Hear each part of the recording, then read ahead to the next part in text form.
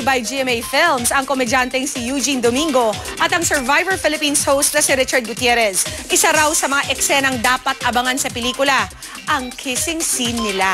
Makichika kay Nelson Canlas. Kahit naman ako, hindi makapaniwala. Kilig na kilig si Eugene Domingo nang makausap ng GMA News habang nagsushooting ng isa sa trilogy na Valentine offering ng GMA Films. First time daw kasi niya na maging leading lady sa isang Valentine film. At si Richard Gutierrez pa ang leading man niya. At least hindi ako leading man, di ba? Leading lady ako ngayon. Hindi rin ako leading pet. So, abangan nila kasi kahit naman ako, hindi makapaniwala na darating ang panahon at oras na ako na pala ang leading lady ni Richard Gutierrez. Ano ba ang naganap?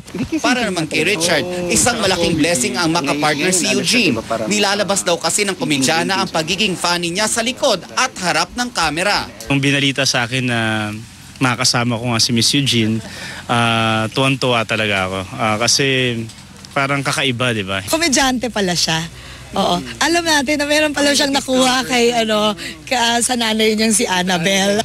Bukod sa mga action scenes at maraming nakakaaliw na eksena, naghahanda na raw ang dalawa sa isa sa malalaking eksena ng pelikula, ang kissing scene nila.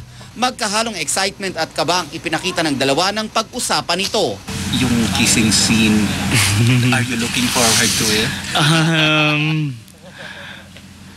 Parang namumula kaya.